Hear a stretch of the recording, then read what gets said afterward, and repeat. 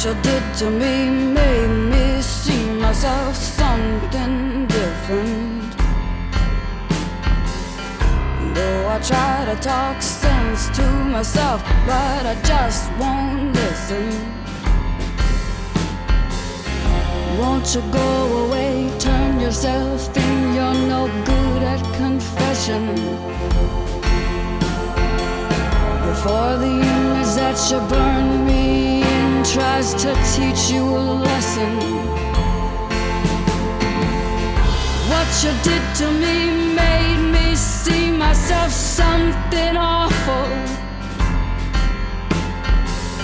A voice once stentorian is now again meek and muffled.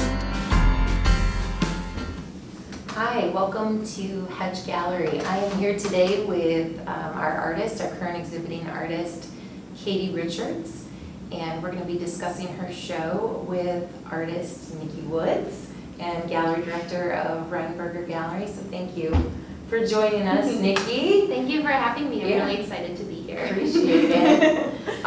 We opened your show a little over a week ago, and obviously had to move things around a little bit because we are in the middle of a pandemic. So I guess one of my first questions, Nikki, or Katie, as we get into your work is, and you too, Nikki, because you're an artist as well, how has this been affecting your work? How is the current state of our environment and health in general? How has that affected your making process and your work? I mean, for me, my studio is fortunately at home. Yeah. So I've been able to, work there pretty successfully, but there are like times when there's just so much going on that the phone becomes a real distraction. Mm-hmm. So trying to like limit my news intake. Yeah. So my podcast selection have changed a little bit, but I have been able to make, but there are definitely times when, there's just so much going on that it's hard to take in. Yeah, yeah. Have you've been painting during this time, right? A little bit. It's funny, like, Katie and I talk about this all the time. Like, there's this misconception that because, everyone was homebound, that, if your studio was at home, that you have all this time to make this work. And Yeah. it's not really true because a lot of people, especially if you're working from home, it becomes more difficult because, one, there's no separation between your, work life. You don't physically leave to go to work. It's still at home, and then the hours sort of blend together, and then you don't have that separation between work and studio. So that I found particularly challenging, and plus, everything going on in the world is, really emotionally difficult to handle and process. So I think as an artist, how that gets interpreted in my work, and I know that how it gets interpreted in Katie's work is sort of like a challenging a process that it's not so cut and dry as it was before, I think. Yeah. Well, you both, you've known each other for a long time, right? Yeah. Which is even better for this conversation. But your work has some similarities. Do you feel like the pandemic, what's going on, especially now during the pandemic, in terms of racial tensions, politics, do you feel like that is influencing your work at all, or do you think it will in the future? I think unconsciously those things come in. Yeah. It's kind of, it's almost hard for them not to. Yeah. So, I guess, with some of this work too, a lot of the ones we have behind me with the Broken Mirror series, when we first were shut down in March, that's when I started really working on this series and the self-portraits, the ones of not the Broken Mirror, but Yeah.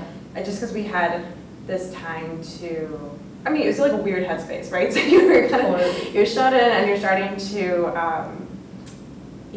be, as an artist, you're always like, oh yeah, I want all this time to be alone and work, and then it happens, and it's kind of this weird headspace of a lot of reflection and a lot of, with everything else going on, just negativity. So that definitely influenced what I was compelled to make at that time, or just going through, I'm kind of a collector of images, so going through old images and seeing what like spoke to me, compelled me to paint, that time, because there's definitely, some of this work came from like images that are maybe 6 or 7 years old, but they felt like right now was the right time to make them. Yeah, I was gonna say, your work has always sort of been about like dismantling a type of oppressive structure, especially, having what it feels like to be a woman. And so I think like that relates a lot to like, maybe not every specific oppressive structure that's being talked about right now, but like, I think that your work is a lot about like, what it feels like to be a woman and how the challenges that come with that and the oppressive structures that, you should edit this because now I'm like rambling. But like the things that stop you from being, I don't know, but you know what I mean. Like can you speak to that maybe for a little bit? Yeah, I mean, like I think, and just going off of that, thinking about this like female perspective, and just going back to what Melanie was saying, like what images speak to me right now, like the painting in the other room of like the man spread, right? And there's some there's an erect penis there and some flowers, and that image, it was an older image, and I always was drawn to it from like for a lot of reasons, like the color and just the composition, but then it didn't click till later. I'm like, oh, of course, like that's Courbet's Origin of the World painting. And it actually, that didn't click till later. Oh, yeah. And I was like, I need to paint this. Like, I need to put this out there. So that was another one that was like, I think in April or something, or May of this year. Yeah. Wow.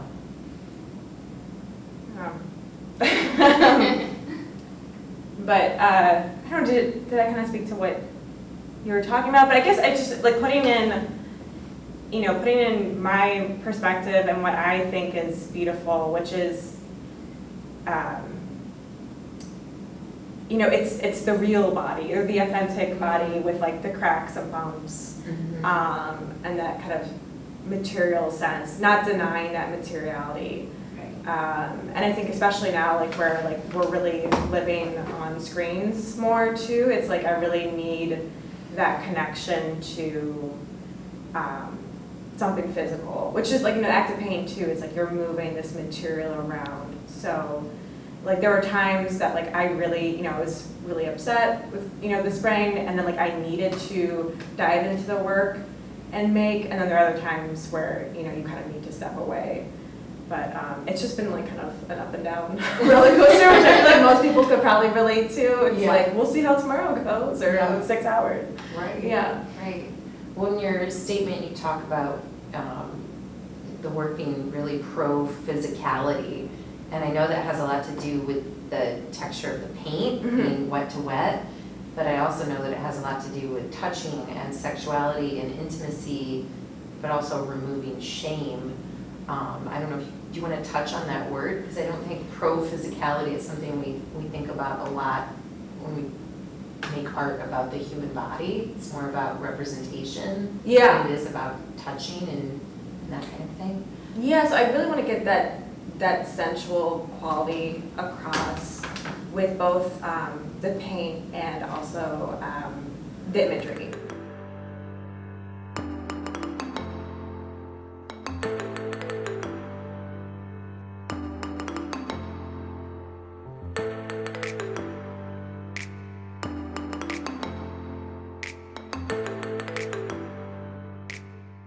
So yeah, with the imagery and with the paint handling, having them work together.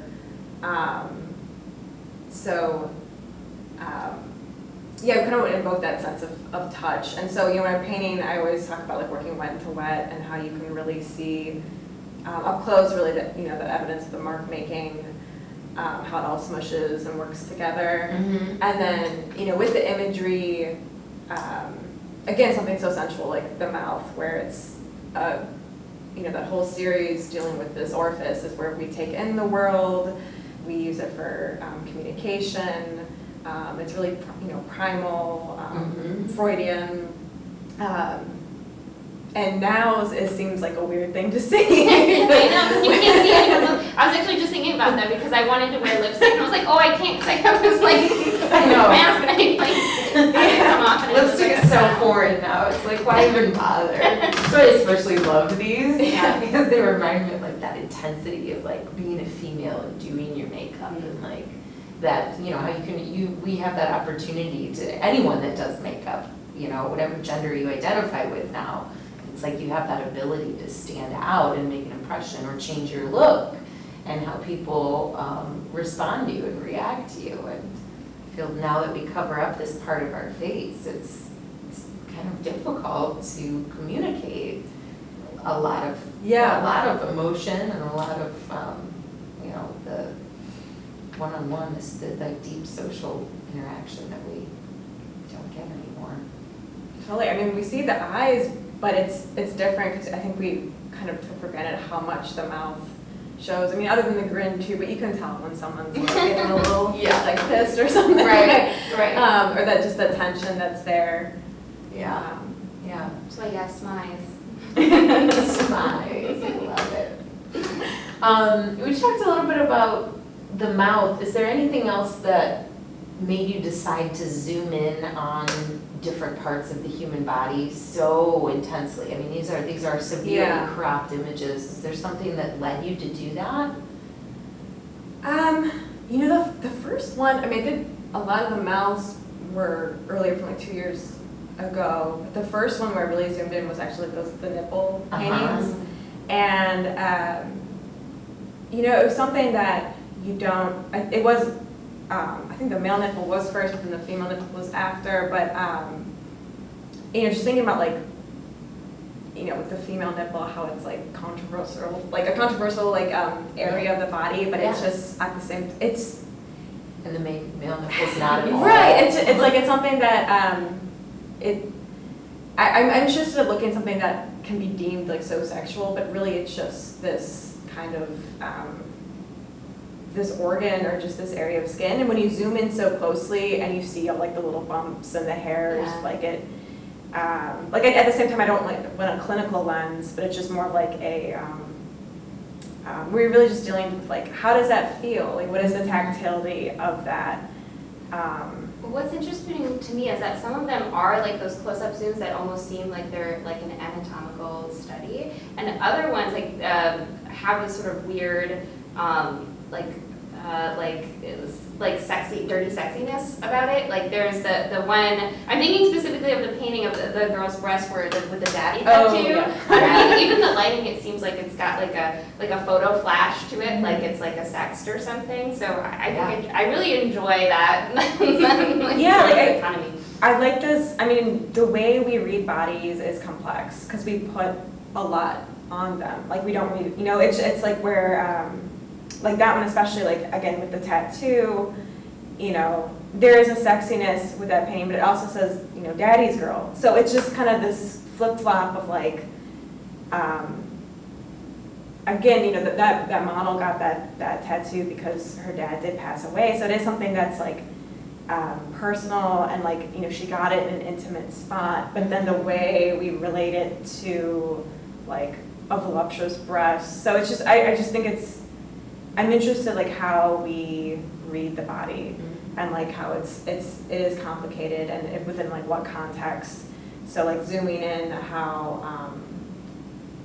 that can be read, how it can be read differently, when you take away kind of the environment that it's in. The rest of the face. The rest of the face, like the identity of the person. We really just look at something as both like subjectively, like how you experience that part of your body, and also like objectively, like, and this way, again, going back to like putting on lipstick, it's like, this is my mouth, it's part of my face, but then there's moments where you flip to being like, the contour has to be just right. So it's that experience of like, both feeling the lipstick going on your skin, but then turning yourself into an object too. So this complexity about objectification, but then also just your lived experience of what the body is.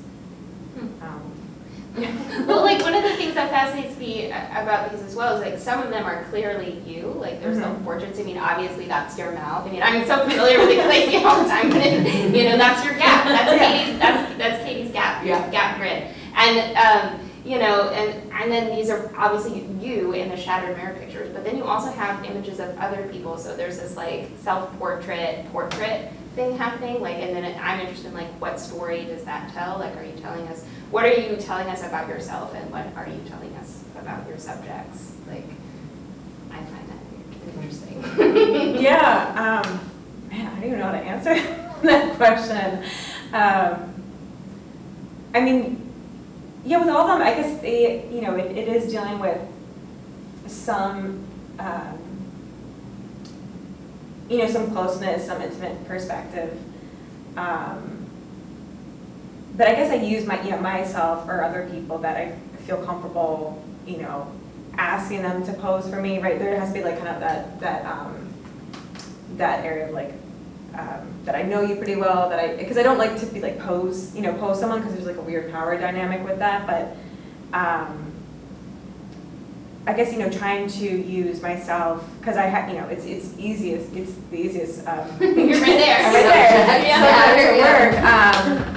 And then, you know, people who are close to me to kind of just share this,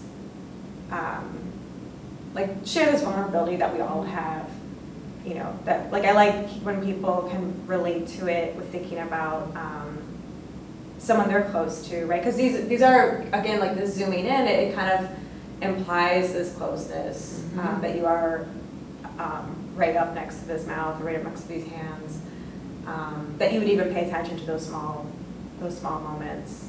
Like someone told me that, oh, that hand really reminded them of their mother's hand. So that's why I like that connection between, you know, yes, I'm using myself or other people I know, but that, you know, that personal connection that happens.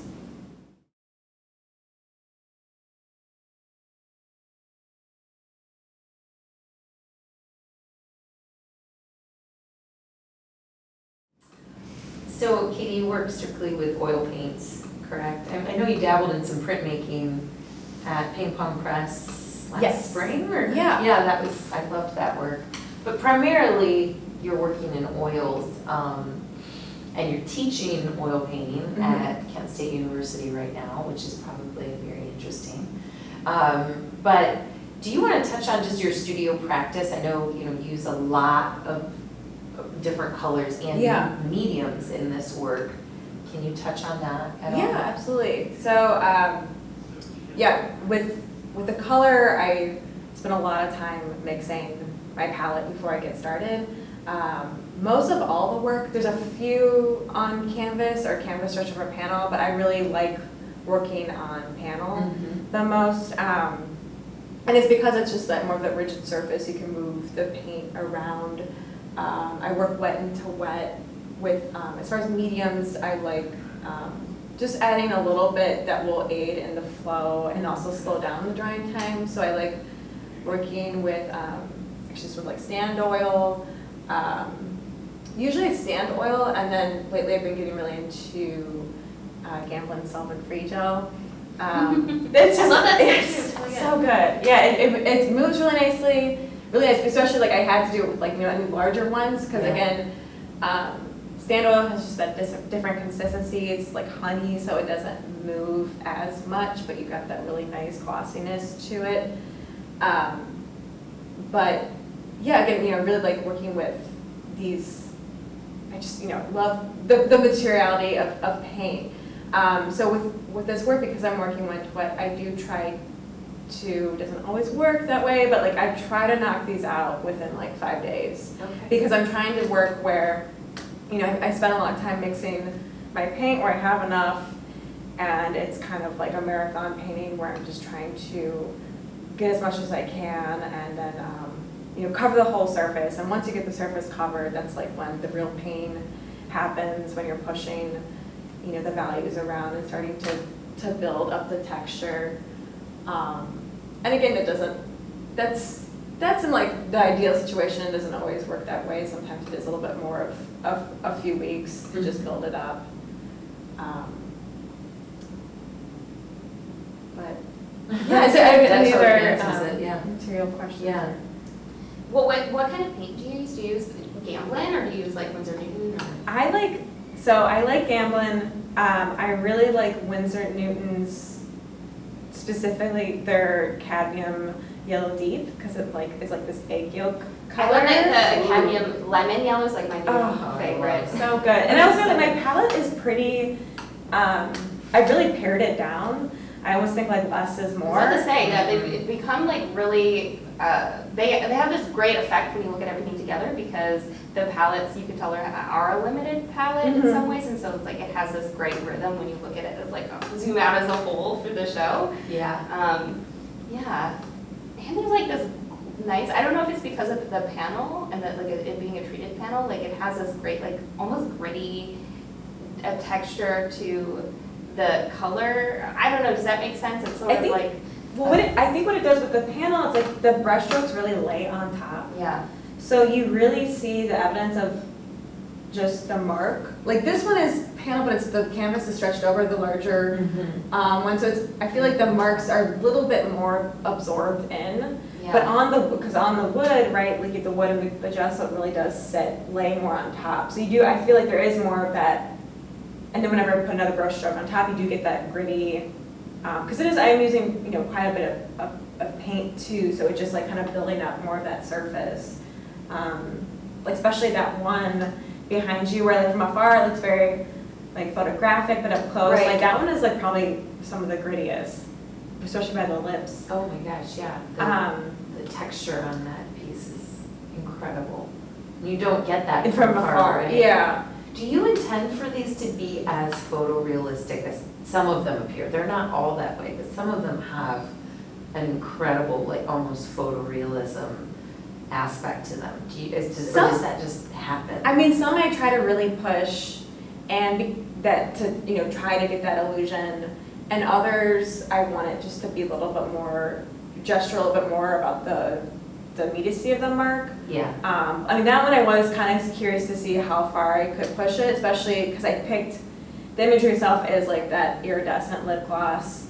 So it was like, I was kind of choosing it's kind of problematic, it's not problematic, but it's harder, it's a little bit of a challenge to paint, especially when I was doing that mouse series. I'm like, well, how can I change these up a little bit? Like, what if I did this? I think that's always just the question is like, okay, now what? Like, what if I change this a little bit more? This one, I got a little bit tighter, then the next one I usually loosen up a little bit, kind of that back and forth. Yeah. And my studio is small, so I constantly take pictures with my phone, and I think that helps create like space between me and the work. Right. Well, part of like what really interests me about this like painting something realistic and then something like more abstracted is like the shattered paintings, like the mirror shattered paintings.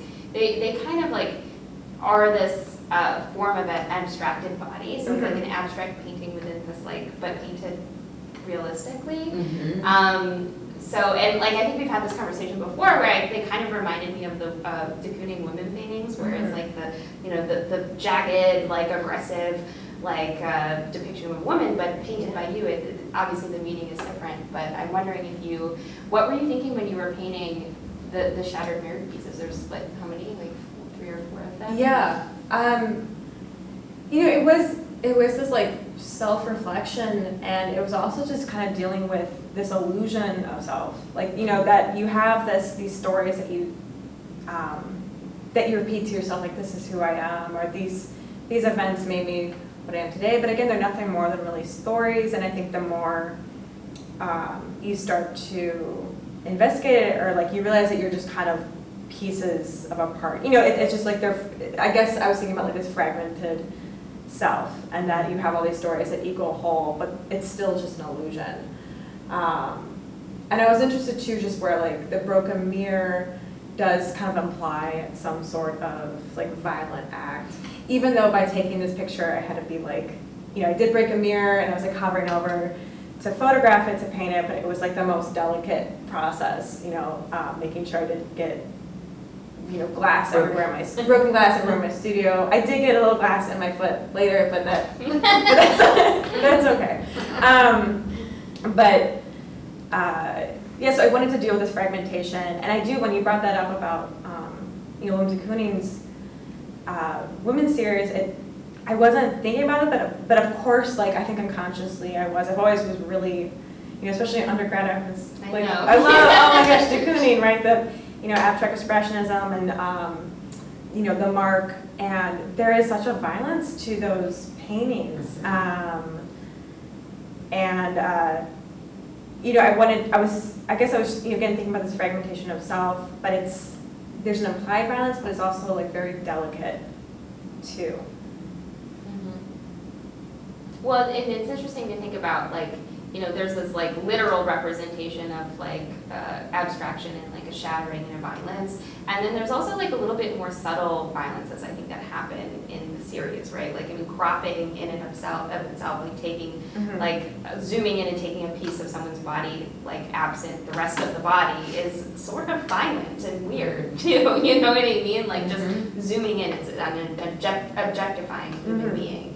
And there's death, someone dying, there's all sorts of like weird little violences that are happening that are less obvious, and I'm wondering if that's something you thought about as well, like.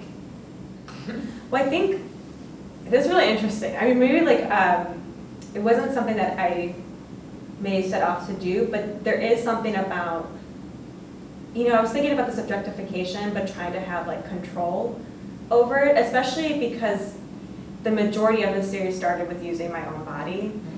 And in a way, like, think about how I can control how those images are read, where, like, some areas, yes, they're sexy, but other times they are a little bit more unsettling. Like, so that's what sometimes I get a read, is that it's interesting that people who are really into the work are the people who are like, find it slightly disturbing.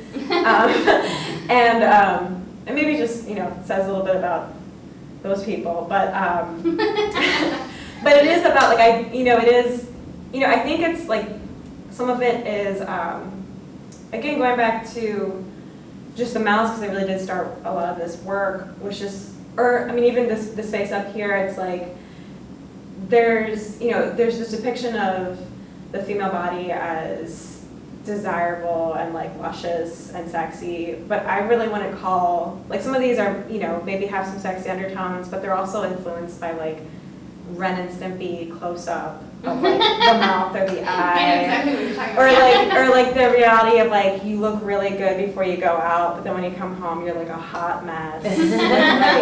Like, but you still think you look great. Yeah, it's just like the lipstick everywhere. So I guess I kind of like to think about these, about like the ideal and the real, like, kind of butting up at the same time. But this objectification, which, is a violence, what I find interesting is like how we do it to ourselves. Yeah. Probably more than others. And we even know sometimes too. Even looking at the mirror and criticizing what you see is a violence against yourself. And I think we're kind of trained to do that because we want to look perfect. You want to look like what you see on the screen. Yeah. And in a way, I feel like zeroing in on some of the imperfections, which you find beautiful as an artist, helps us look at our imperfections as beauties too, as actual things that are what makes us who we are, which makes us unique, individuals, and leaves an important mark, like, for each of us, that we're not just another person doing this or this, that our flaws, so to speak, that we think maybe are flaws, other people aren't even viewing that way. And it's like what makes you you, and it's, I guess, if I wanted people to come to the show and like leave with something, it is like this, like, acceptance, self-acceptance, or this acceptance about the body, because there is a lot of shame in this culture that's placed on the human body. I mean, especially the female body, but really just the naked, exposed body. Yeah. I think we're so used to seeing female nudes, and in this show you bring in some male nudity too, which I think also is important to see both genitalia exposed, painted, And I don't know if you want to touch on that at all, but I think a lot of artists expect to see a female nude, especially when you walk into a museum. Art history, it's always documented nudity with women, and maybe there is an importance to show both of them together so that you can not only appreciate them for what they are, but also start to understand the dialogues that they have, so it's not just about sex.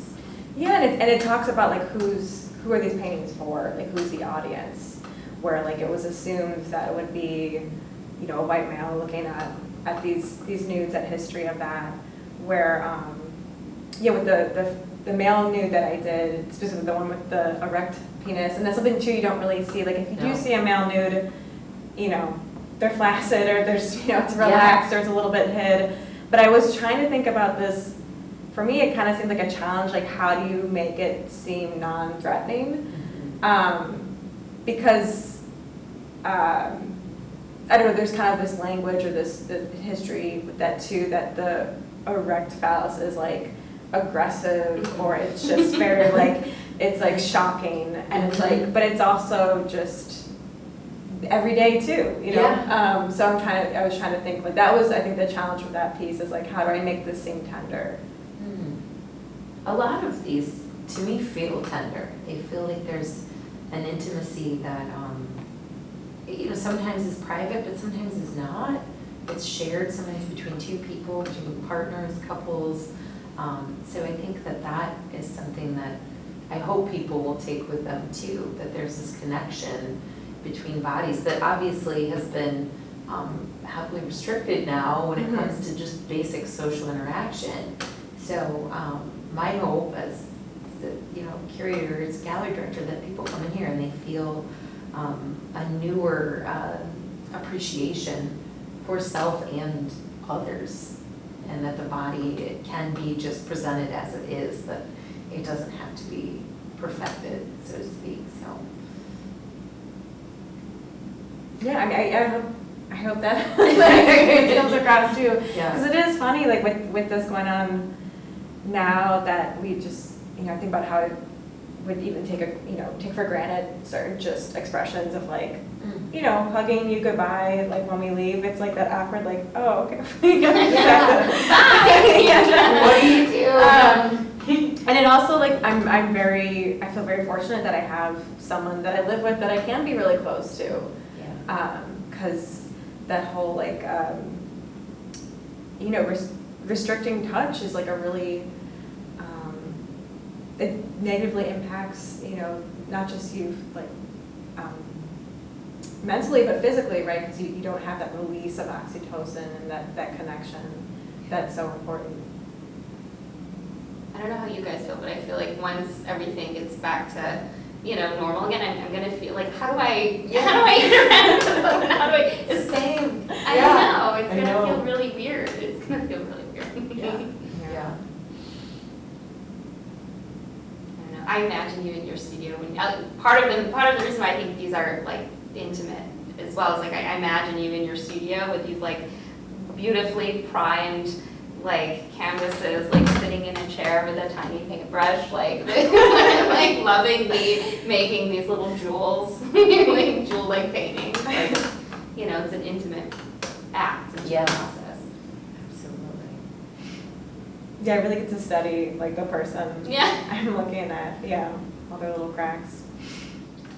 So the title of the show, See Myself Something Different. When I first read that, I kind of implied it as, I don't know, I thought maybe you were making a statement about your self-portraiture or some of the mouths that are your own. But I also know that it's lyrics from a song. So can you tell us a little bit about the title and what it encompasses with the work? Yeah, sure. So it's lyrics from a Fiona Apple song from Oh Well. That's the name of the song. And I was thinking about, you know, with the song, with her lyrics, the whole song's kind of about like someone doing something to her and her kind of looking at herself differently, like how it changes you, how an event will change you. And with you know, using myself a lot in these paintings, working from these images, I am also like reflecting and seeing myself in a different way. Just through the act of painting, like you're really breaking those images down into, shape, value, and form, and color. And just through that process, yeah, I'm seeing myself in a different light. Mm-hmm. And kind of going back to like when we were talking about just like the illusion of self too, just realizing that again there's there's a story of like who we say we are, and again kind of just looking at yourself in a different light. Love it. Well, thank you. Thanks, Nikki. Thank you for having me. Yeah, and Thank thanks for joining us. For those of you that can't visit in person right now, we totally understand. And we just want you to know that the entire exhibition is online. It's on our website, hedgeartgallery.com. You can click on the link that says View Katie Richards' work, and you can see all of the work. But in the meantime, we hope you do join us. There are gallery hours Wednesday, Thursday, and Friday, and you can find those on our website as well.